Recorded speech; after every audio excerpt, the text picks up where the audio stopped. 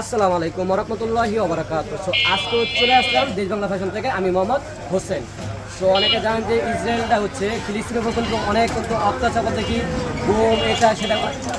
এখানে কিন্তু ইসরায়েল হচ্ছে এত কী বলবো তাদেরকে, যারা ফিলিস্তিনের অনেক মানুষ কিন্তু আছে আপনার না খেয়ে আছে, অনেকে না খেয়ে আছে, অনেক অসুস্থ। দেখেন কদিন আগে একটা ফেসবুক ইউটিউব সবচেয়ে দেখছি যে একটা মেয়ে আর একটা হচ্ছে তার বাচ্চা, আর হচ্ছে আপনার একটা ছোটো একটা বাচ্চা আর কি, যে তারা আপনার এমন অবস্থা এত ভয়ঙ্কর হচ্ছে তাদের বিরুদ্ধে কি ভিডিও দেখার আগে আমাদের ছোটো বানিয়ে দেখেন আমাদের কিন্তু বাংলাদেশে কিন্তু অনেকটা কিন্তু শুধু দোকানে না, দোকানপাট বলেন এমনি আপনার যে কোনো আপনারা বলেন দেখেন, ঠিক আছে। এটা করে আপনার ইসরায়েল কিন্তু এত তাদের উপরে এত ভয়ঙ্কর, আপনার বোম বলেন এভরিথিং যা আছে মানুষের কাছে।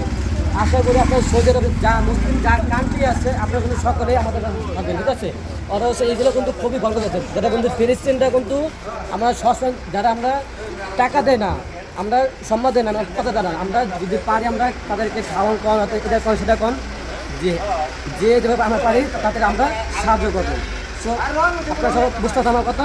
ওকে, ভালো থাকবেন, সুস্থ থাকবেন। আসসালামু আলাইকুম।